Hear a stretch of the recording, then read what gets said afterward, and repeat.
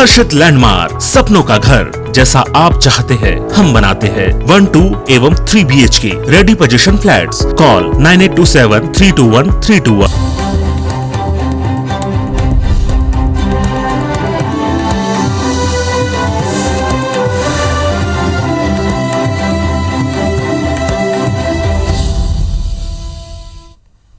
नमस्कार, मेरा मध्य प्रदेश में स्वागत है आप सभी का। मैं हूं आपके साथ श्रवण तंबोली।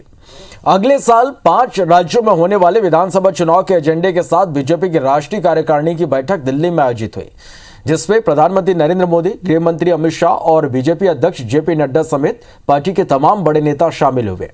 छत्तीसगढ़ से पूर्व सीएम और बीजेपी के उपाध्यक्ष रमन सिंह भी बैठक में मौजूद रहे।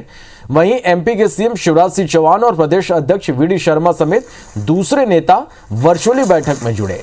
छत्तीसगढ़ से भी नेता प्रतिपक्ष धर्मलाल कौशिक और प्रदेश अध्यक्ष विष्णुदेव साय समेत वरिष्ठ नेता वर्चुअली बैठक में हिस्सा लिए।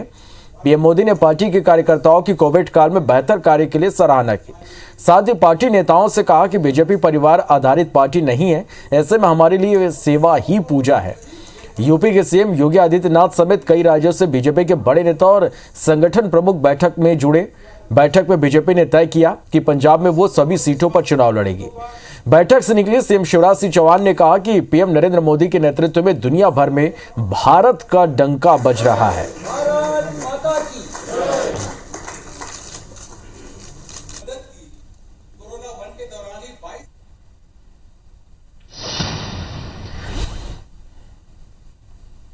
माननीय प्रधानमंत्री जी ने अपने संबोधन में कहा कि लगातार सामान्य व्यक्ति के मन से जुड़कर के जो पार्टी एक राजनीतिक विचार को आदर्श के रूप में लेके चली है, आज उसका एक व्यापक परिणाम भी देखने में आता है। और वो व्यापक परिणाम इस रूप में है कि दुनिया के लोगों ने अनेक क्षेत्रों में, चाहे कोविड में 100 करोड़ लोगों का टीकाकरण हो, चाहे भारतीय अर्थव्यवस्था के सुधार की दिशा हो, और चाहे जलवायु परिवर्तन पे भारत के द्वारा विश्व में स्थापित किए गए मानक हो, उसको स्वीकार किया है। सकारात्मक सोच के साथ आत्मविश्वास से भर के 5 राज्य जहाँ चुनाव होने, उनकी तैयारी की भी चर्चा हुई, उपलब्धियों की भी चर्चा हुई। लेकिन उसके साथ आगे जो काम हमको करना है, जनता को सुखी और समृद्ध करने के लिए, आत्मनिर्भर भारत के निर्माण के लिए, आत्मनिर्भर प्रदेशों के निर्माण के लिए, उस पर विस्तार से चर्चा हुई है। राष्ट्रीय अध्यक्ष जी उद्घाटन भाषण में खास करके छत्तीसगढ़ के जो भ्रष्टाचार है, करप्शन के मामले हैं, उसको लेकर के चिंता व्यक्त किए। यहाँ के नक्सलवाद और जिस प्रकार से कांग्रेस की सरकार आने के बाद में सांप्रदायिक सद्भाव को जो बिगाड़ने का काम किया गया है, इसको लेकर के विशेष चिंता व्यक्त किए हैं। आने वाले 2023 में छत्तीसगढ़ में सरकार बनेगी, इसको लेकर के कार्य योजना के ऊपर भी चर्चा की गई। पेट्रोल डीजल पर एक्साइज ड्यूटी कम होने के बाद अब कई राज्य सरकारों ने भी वैट कम कर जनता को राहत दी है, लेकिन इसे लेकर सियासत भी जारी है। मध्य प्रदेश के मुख्यमंत्री ने कांग्रेस पर जुबानी हमला बोलते हुए सीधा सोनिया गांधी और राहुल गांधी से जवाब मांगा है कि कांग्रेस शासित राज्य आखिर क्यों नहीं वैट कम कर रहे हैं। बीजेपी की राष्ट्रीय कार्यकारिणी की बैठक में शामिल होने पहुंचे सीएम शिवराज ने कहा कि पेट्रोल डीजल के दामों पर कांग्रेस बहुत शोर मचाती थी। मैं मैडम सोनिया गांधी और राहुल बाबा से पूछना चाहता हूं, बीजेपी शासित राज्यों की सरकार ने केंद्र सरकार के साथ साथ डीजल पेट्रोल के दाम कम कर दिए, लेकिन कांग्रेस शासित राज्यों के मुख्यमंत्री अब चुप्पी साधे हुए हैं। कांग्रेस पेट्रोल डीजल के दाम पर घड़ियाली आंसू बहाते थे। वहीं कांग्रेस दावा कर रही कि देश भर में हुए उपचुनाव में बीजेपी को महंगाई का झटका लगा है, इसलिए पेट्रोल डीजल के रेट कम हुए। कांग्रेस ने और भी टैक्स कम करने की मांग रख दी, जिस पर गृह मंत्री नरोत्तम मिश्रा ने पलटवार किया। भाजपा सेवा से सरोकार रखती है, राजनीति से नहीं, लेकिन अभी भी कांग्रेस और अन्य दलों की राज्य सरकार ने दाम कम नहीं किए हैं। ये पेट्रोल के दाम चुनाव के पहले भी घटाए जा सकते थे, उपचुनाव के पहले, लेकिन हमने मध्य प्रदेश में जीतने के बाद कम किया। स्पष्ट रूप से संकेत है, वोटों की राजनीति को ध्यान में रख के भारतीय जनता पार्टी कभी राजनीति नहीं करती और कांग्रेस सिर्फ और सिर्फ वोटों की राजनीति। कांग्रेस शासित राज्यों के मुख्यमंत्री डीजल और पेट्रोल के दाम कम क्यों नहीं कर रहे, वेट क्यों नहीं घटा रहे? अब तक ये घड़ियाली आंसू रोते थे। जनता के कष्टों का झूठा रोना रोना, और जब प्रधानमंत्री जी ने कर दिया, राज्य सरकारों ने कर दिया भारतीय जनता पार्टी की, तो अब चुप्पी दबाए बैठे हैं। कांग्रेस को जवाब देना होगा। हम जवाब मांगते हैं कि वो वेट कब कम कर रहे हैं। बीजेपी प्रदेश अध्यक्ष वीडी शर्मा ने बातों बातों में दिग्विजय सिंह को मनहूस बता दिया। राष्ट्रीय कार्यकारिणी की वर्चुअल बैठक में शामिल होने पहुंचे वीडी शर्मा से जब दिग्विजय सिंह को लेकर सवाल किया गया तो उन्होंने कहा कि आज अच्छा दिन है, कार्यकारिणी की बैठक है, कार्यकर्ताओं में उत्साह है। कहा हम ऐसे मनहूस आदमी पर बात न करें।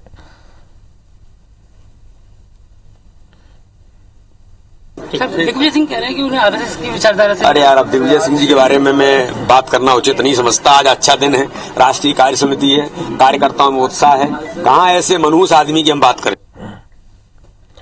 कृषि मंत्री कमल पटेल जबलपुर दौरे पर हैं। पटेल ने पीएम मोदी की सेना की वर्दी पहनने पर दिग्विजय सिंह द्वारा खड़े किए गए सवालों पर पलटवार करते हुए दिग्विजय पर जमकर निशाना साधा। पटेल ने कहा कि दिग्विजय ने देश हित के कामों और देश को बदनाम करने का बीड़ा उठाया है। जो काम देश के दुश्मन नहीं कर रहे हैं वे काम दिग्विजय कर रहे हैं। साथ ही तंज कसा कि दिग्विजय सिंह कांग्रेस को खत्म करने में लगे हैं। पटेल ने कहा कि दिग्विजय अप्रत्यक्ष रूप से पीएम मोदी के सपनों को साकार करने में लगे हैं। दरअसल पीएम मोदी ने कांग्रेस मुक्त भारत का सपना देखा है और अपने बयानों और कामों से दिग्विजय उस सपने को पूरा करते दिख रहे हैं। दिग्विजय सिंह हर देश हित के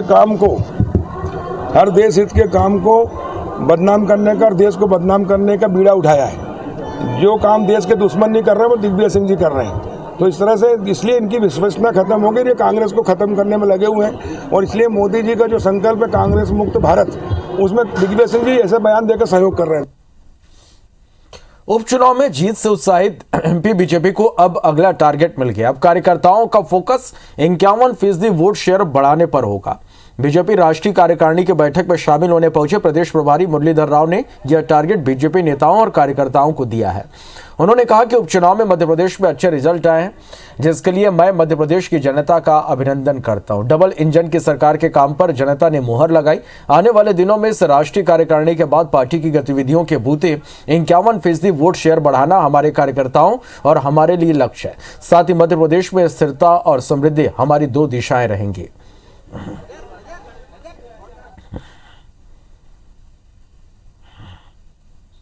आने वाले दिनों में इस राष्ट्रीय कार्यकारिणी के बाद हमारे सरकार की नीतियां और हमारे पार्टी की गतिविधियां, ये दोनों 51% वोट प्राप्ति के लिए हमारा वोट शेयर अब आने वाले दिनों में बूथ से लेकर प्रदेश तक 51% वोट शेयर के ओर बढ़ना, ये हमारा कार्यकर्ताओं के लिए और हमारे सरकार के लिए, हमारी नीतियों के लिए लक्ष्य रहेगा। प्रधानमंत्री नरेंद्र मोदी एक बार फिर से दुनिया के सबसे लोकप्रिय नेता चुने गए हैं। अमेरिकी data intelligence firm the morning consult के सर्वे के मुताबिक प्रधानमंत्री नरेंद्र मोदी ने अप्रूवल रेटिंग में अमेरिकी राष्ट्रपति जो बाइडेन और ब्रिटिश प्रधानमंत्री बोरिस जॉनसन समेत दुनिया के 13 राष्ट्र प्रमुखों को पीछे छोड़ दिया है। पीएम मोदी की अप्रूवल रेटिंग 70% है। 5 नवंबर को अपडेट किए गए इस सर्वे में भारतीय प्रधानमंत्री दुनिया के कई राष्ट्रपतियों और प्रधानमंत्रियों से काफी आगे हैं। विश्व में पीएम मोदी के इस लोकप्रियता को लेकर मध्य प्रदेश के गृह मंत्री नरोत्तम मिश्रा ने कहा कि मोदी जी ने भारत माता का माथा दुनिया में ऊंचा किया है। बड़ी मुश्किल से देश को मोदी जी जैसा देवतुल्य प्रधानमंत्री मिला है।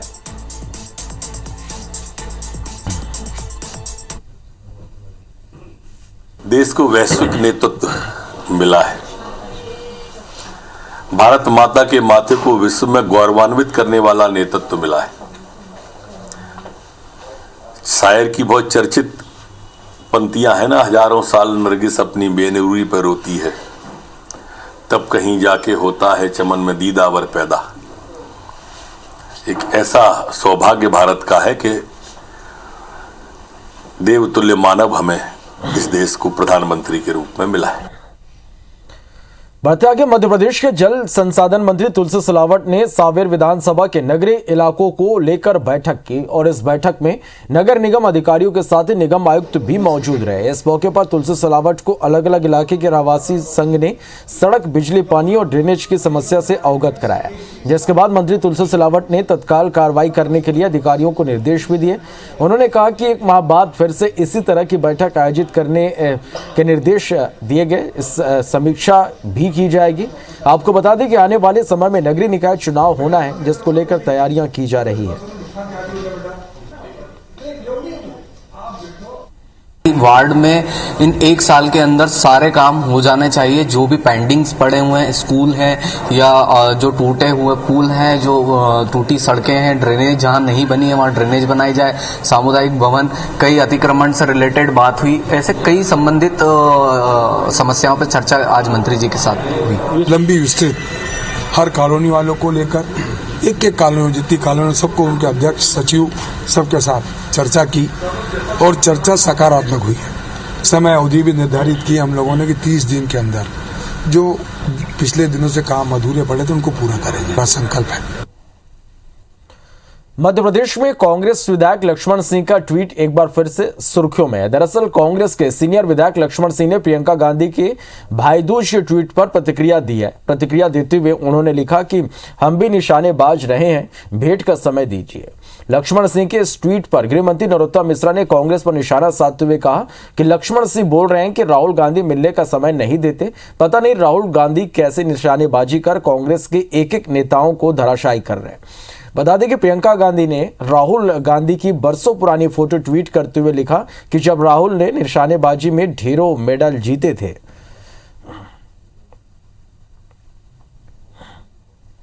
ट्वीट तो उनके भाई लक्ष्मण सिंह ने भी किया है।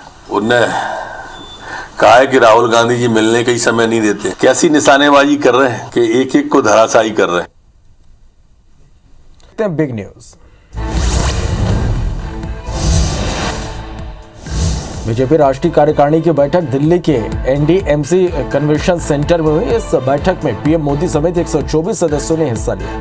वहीं कार्यकर्ताओं को संबोधित करते हुए प्रधानमंत्री नरेंद्र मोदी ने कहा कि भाजपा में परिवारवाद नहीं है, यही उसे दूसरी पार्टियों से अलग बनाता है। पार्टी का आधार सेवा, संकल्प और समर्पण पर टिका है।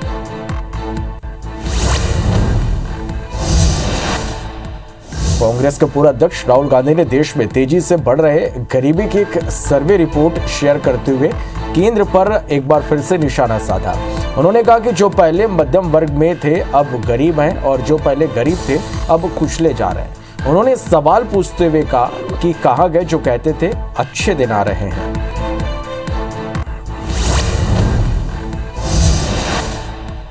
पंजाब सरकार ने भी डीजल पर वैट 9.92% और पेट्रोल पर 13.77% घटा दिया है। चरणजीत चन्नी ने कैबिनेट की मीटिंग के बाद प्रेस कॉन्फ्रेंस कर इसकी जानकारी दी। उन्होंने कहा कि पंजाब में अब नॉर्थ इंडिया में सबसे सस्ता तेल मिलेगा। न्यूजीलैंड ने आज अफगानिस्तान को 8 विकेट से हरा दिया। न्यूजीलैंड की जीत के साथ ही भारतीय टीम के सेमीफाइनल में जगह बनाने की उम्मीदें भी समाप्त हो गई। अगर इस मैच में कीवी टीम हारती तो ही भारत टॉप 4 में आगे बढ़ सकता था, लेकिन ऐसा नहीं हुआ।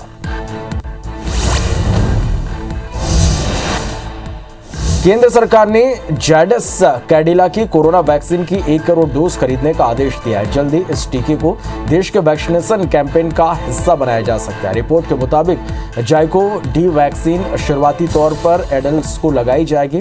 जाइको डी देश में ही बनी 3 डोज वाली नीडल फ्री वैक्सीन है।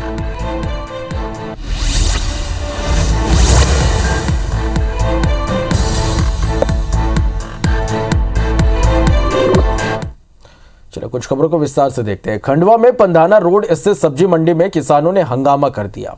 दरअसल किसान लाल मिर्च बेचने मंडी आए। यहां पर नीलामी में व्यापारियों ने उनके मिर्च को 30 से 40 रुपए प्रति किलो के हिसाब से खरीदा।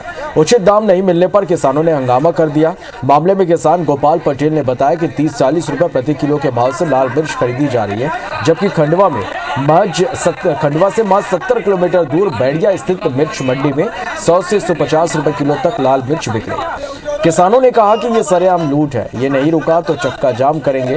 वही मामले पर मंडी सचिव शर्मिला निनामा का कहना है कि किसानों को क्वालिटी के अनुसार मिर्च का दाम दिया जा रहा है।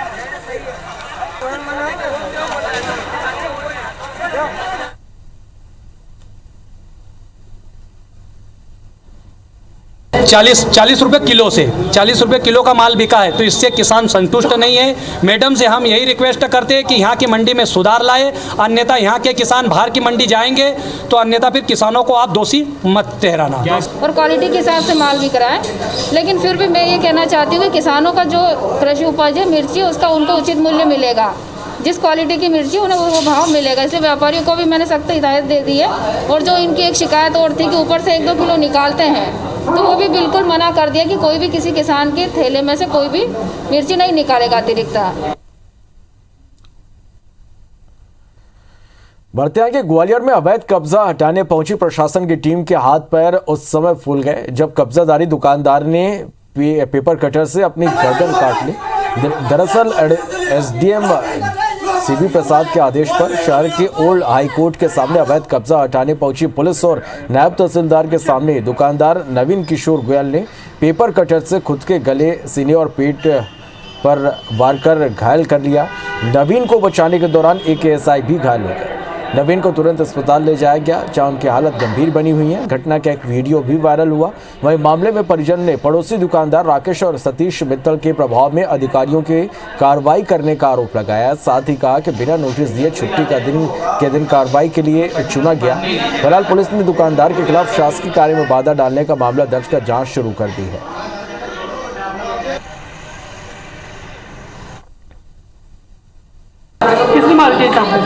राकेश मित्तल, अनूप मित्तल और कुछ पुलिस वाले भी थे उनके साथ। उन्होंने दुकान से घसीटा था।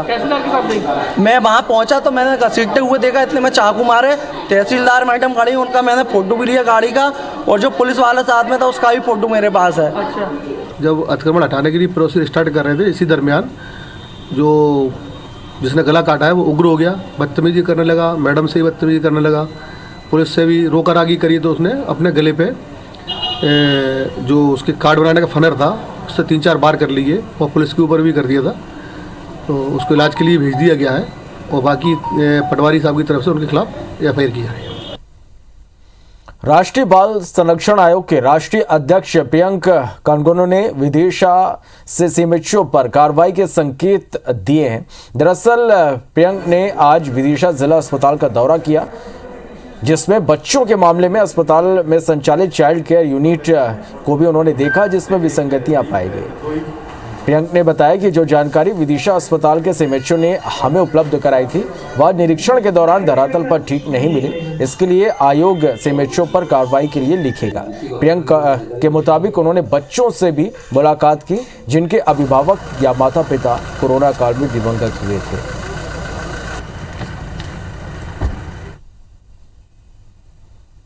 इनके द्वारा प्रेषित की गई जानकारी का जब हमने यहाँ के मौके पर मिलान किया तो उनमें विसंगतियाँ पाई गई। हमने बोला है कि भाई जानकारी भेजने के मामले में थोड़ी सावधानी बरतें और इसमें सुधार करें। मेडिकल कॉलेज में सिक न्यूबॉर्न केयर यूनिट बना हुआ है लेकिन फंक्शनल नहीं है। सरकार को बोलेंगे कि इसको जल्दी फंक्शनल करवाया जाए। दतिया के रतनगढ़ माता का लक्की मेला संपन्न हो चुका है। इस साल करीब 15 से 20 लाख श्रद्धालुओं ने माता के दर्शन किए। वहीं मेले के संपन्न होने के बाद प्रशासन ने भी राहत की सांस ली। इस साल प्रशासन के सामने चुनौतियां ज्यादा थी क्योंकि भारी बारिश और सैलाब के चलते मंदिर जाने वाले सभी पुल बह चुके हैं। पूरे जिले में से पहुंचने वाले करीब सभी रास्ते क्षतिग्रस्त हो चुके हैं, लेकिन चुनौतियों के बीच मेला पूरी तरह से संपन्न हो गया। कलेक्टर दतिया संजय कुमार ने श्रद्धालुओं, प्रशासनिक कर्मचारियों और पुलिस कर्मियों का शुक्रिया अदा किया। बता दें कि दतिया जिले की सेवड़ा तहसील के विंध्य पर्वत श्रृंखला के बीच पहाड़ी पर देवी रतनगढ़ माता का मंदिर स्थित है, जहाँ रतनगढ़ माता अपने भाई कुंवर महाराज के साथ विराजी है। यह जगह भाई बहन के प्रेम के अमिट कहानी को दर्शाता है।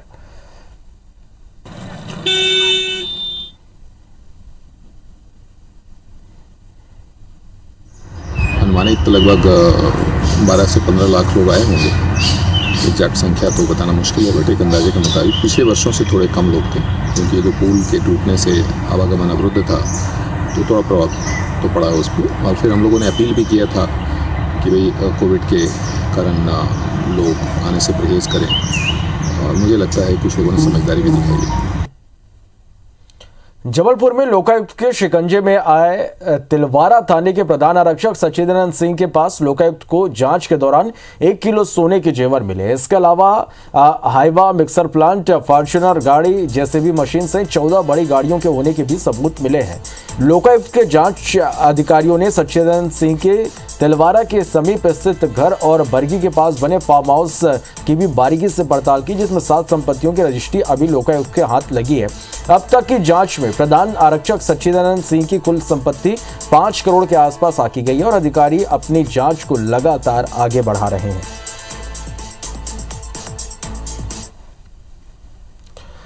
पन्ना के झुमटा ग्राम में दर्जन भर से अधिक बोर से ज्वलनशील गैस निकलने का मामला सामने आया, जिसके बाद प्रशासन की टीम मौके पर पहुंची और लोगों को घटनास्थल से दूर रहने की अपील की। 10 दिन पहले ही झुमटा ग्राम के शासकीय माध्यमिक स्कूल में बोरवेल की खुदाई के दौरान बोर मशीन में भीषण आग लग गई थी, जिसके बाद प्रशासन ने देहरादून से एक सर्वे दल बुलाकर परीक्षण कराया। हालांकि अब भी रिपोर्ट आनी बाकी है। इधर लगभग 1 दर्जन बोरवेल से ज्वलनशील गैस निकलने से इलाके में दहशत का माहौल है। बंद कर दो।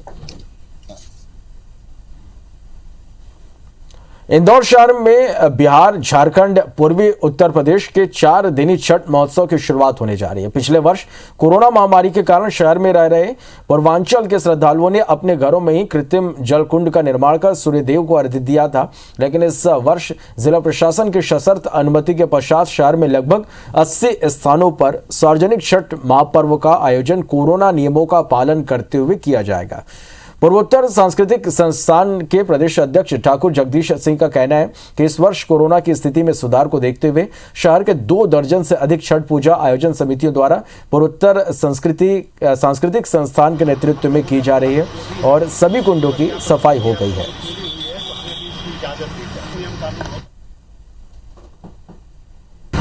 ये पर्व नदी में, तालाब के किनारे उसका महत्व होता है करने के लिए, लेकिन चूंकि इंदौर में ऐसी व्यवस्था नहीं होती है तो हम लोगों ने अपने अपने क्षेत्रों में जलकुंड निर्मित किया हुआ है। चलिए तो इसी के साथ फिलहाल इस बुलेटिन में इतना ही। नमस्कार।